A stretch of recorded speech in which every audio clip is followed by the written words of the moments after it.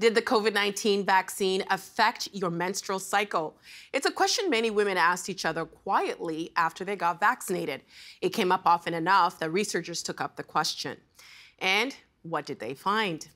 Let's ask from London, UK, Victoria Mail, who teaches reproductive immunology in the Department of Metabolism, Digestion and Reproduction at Imperial College London. Welcome. Hello. Thanks so much for being on the show. This is something that I think a lot of women have been talking about, and it's great to finally have some answers to these questions. So the National Institutes of Health, NIH, funded institutions to research possible links between COVID-19 vaccines and changes in menstrual cycles. What did they find?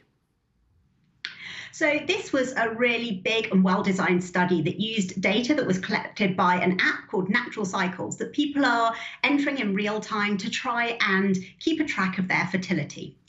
And it looked at data from 2,400 people who were vaccinated and compared that to data from almost 1,500 people who were not vaccinated and acted as a control group.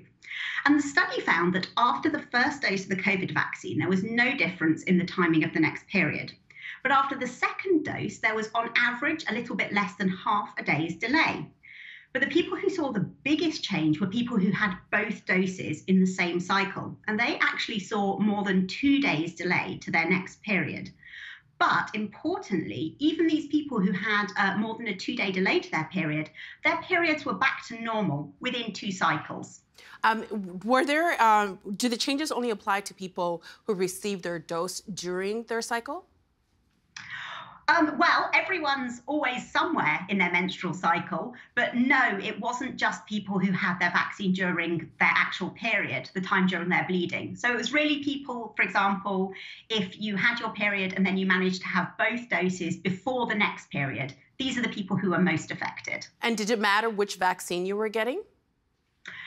In this study, they only looked at Pfizer compared to Moderna. There weren't enough people who got Janssen to talk about that. But with Pfizer versus Moderna, it made no difference which vaccine you got. I think for most women, depending on what's happening around you, if you're stressed, we've been in a pandemic for going on 3 years now. There's so many things that can happen that can change your cycle. Should people be concerned about the disruption in their cycle or the bleeding pattern? I would say no. One of the things that this study also did was it looked specifically to see what percentage of people saw a change in their cycle of more than 8 days, which is the point at which we would start to say, oh, that's clinically significant.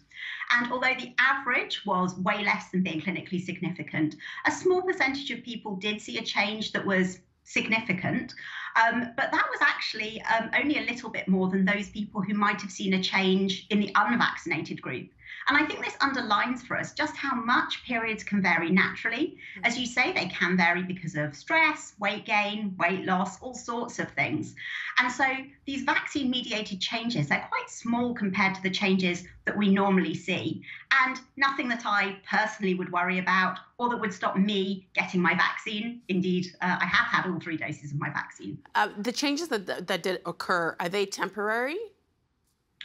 Yes, that's right. The study specifically looked to find out if people had gone back to normal. And in this study, they found that people had gone back to normal. Even those who had a delay of more than 2 days had gone back to normal within 2 cycles. Well, there's been a lot of conversations online about, people feeling a bit worried about taking a vaccine because of the impacts to fertility. So I wanted to switch our conversation to that. Is there an impact on fertility? This study didn't look at that, but actually we already have a lot of evidence around the vaccines and fertility. So even in the clinical trials, the participants were asked not to become pregnant, but they were big trials and accidents happen. And so there were, across the 4 vaccines that we've approved in the UK, 65 accidental pregnancies. And those happened equally in the vaccinated and in the unvaccinated groups, which tell us that the vaccines aren't stopping people getting pregnant in a trial setting. Now that the vaccines have been more widely rolled out, we also have real-world data. So we have 5 studies from IVF settings, which show that if you're going for IVF, It makes no difference at all to the chance that the IVF will succeed, whether you're vaccinated or unvaccinated. And we also now have a really lovely study that followed more than 2,000 couples who were trying to conceive between December 2020 and September 2021. And this study also found that there was no difference in the chance of conception if the couples were vaccinated compared to if they weren't.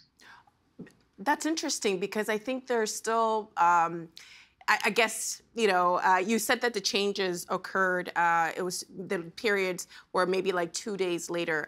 If you are trying to get pregnant, I found this out the hard way. There's only a few days in a month that you can get pregnant. So is that something that people should keep in mind? Or is that valid enough? Does that make it valid for people to be concerned? Well, this study didn't look specifically at whether in the actual month that you get vaccinated, it's less likely that you'll get pregnant. What I will say from my own research is that I see an awful lot of people getting pregnant the same month that they get vaccinated. So it doesn't seem to be stopping people getting pregnant even in the same month. But if it is a concern to you that you might miss your fertile window, the advice, if you're being vaccinated, is the same as the advice to everyone else. Have sex, have fun, and have it often. And that is the best way to hit that window. Well, what about men? Do we know if a COVID infection impacts sperm count or the quality of the sperm? Yes, we do, actually. So there's really mounting evidence that suggests that if you get COVID as a male, you'll see a reduction in sperm count and sperm quality, which lasts for about a couple of months. And this has been backed up by that same study of 2,000 couples who are trying to conceive that I mentioned, because this also looked at the effect of COVID. And in this study, if the female partner got COVID, it actually made no difference to the chance that the couple would become pregnant. But if the male partner caught COVID, then the couple were less likely to conceive for 60 days after he caught COVID. What are some common myths circulating around fertility and vaccines? Well, I think one of the reasons that people were concerned about this was because it was one of the very early pieces of misinformation that came out in December of 2020. And it was put about that the vaccine was similar enough to a protein on the placenta that the immune response, the antibodies that your body makes to protect you against COVID when we give you a vaccine, could attack the placenta and cause a reduction in fertility. But all the evidence that we have that I've spoken to you about just now obviously tells us that that's not actually happening because it doesn't make a difference to fertility. Another one that people sometimes worry about is that there was a slight misinterpretation of a document that was submitted to the Japanese regulator by Pfizer, which looked at rats and mice.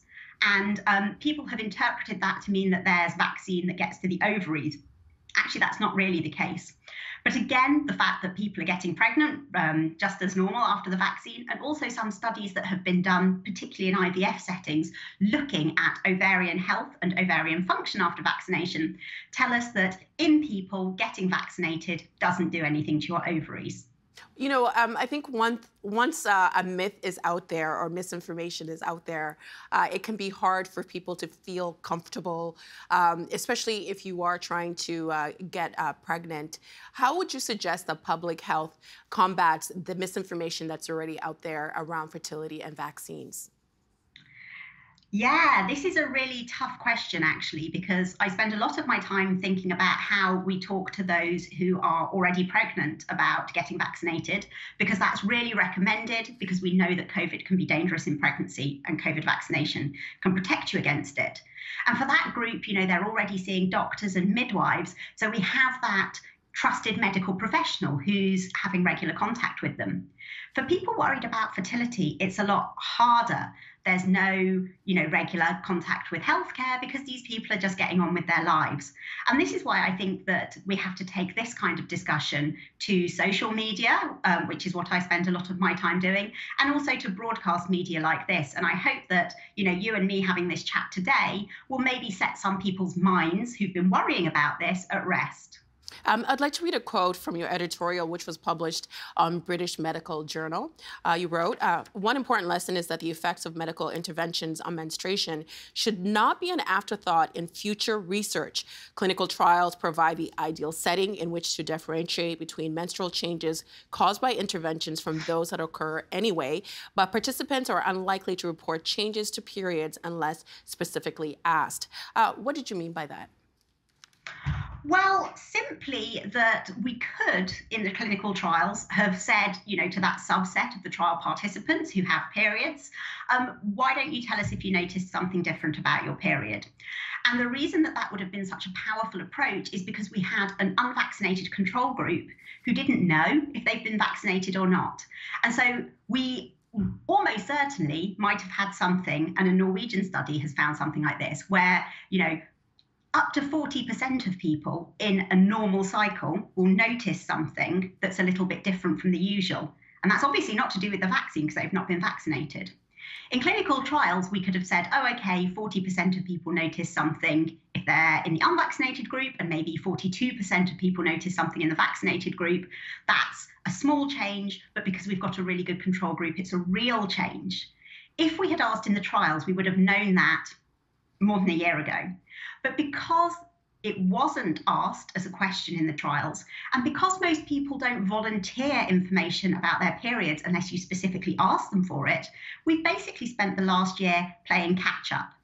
And I just hope that in future clinical trials, this additional bit of information will be solicited so we don't end up in a situation again where we're playing catch up to find out if there's an effect of whatever the intervention is on the menstrual cycle. I think there's a lot of frustration from women because it seems as if that was an afterthought. I think when we're told to get our vaccines, we get our vaccines, and then all of a sudden we notice something change to our bodies that we weren't advised would happen. Do you think that moving forward, it might be helpful for people who haven't been vaccinated or are considering getting vaccinated to say, your period might change if you do get the vaccine?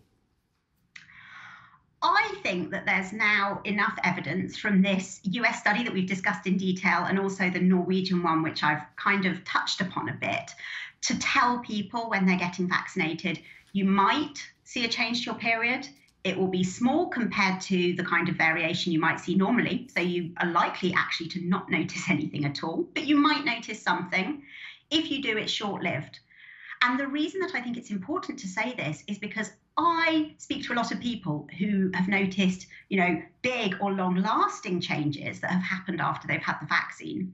The evidence suggests that these are not vaccine-mediated changes. And what we would hate is for people to assume that a big or long-lasting change that they saw was just a vaccine side effect, when really they should be going to the doctor and getting that checked out because it's likely to be something else. So yeah, I think that we now have enough evidence to say it's a small change. It will go back to normal. If you notice a big change or one that doesn't go back to normal, you really need to get that checked out. It's not that likely to be a side effect of the vaccine. In our last 30 seconds, some researchers have argued that there's a lack of understanding on how males and females react to vaccines differently. What's your take on that? I don't think that's actually true. The trials, particularly for these vaccines, were really, really careful to make sure that there was a good balance between the sexes. And actually, the trials also made sure that there was a really good balance of ethnic groups that represented, in particular, the American population. And the trials did look separately at how people responded to the vaccine, depending on all these kinds of important demographic factors, and how well they were protected. So I wouldn't necessarily say that that's really the case, but I do definitely think that we should consider sex a bit more in the future in medical research. Dr. Mayall, thank you so much for spending some time with us and helping us understand these complex topics. We really appreciate it. Thank you so much. The Agenda with Steve Paikin is made possible through generous philanthropic contributions from viewers like you. Thank you for supporting TVO's journalism.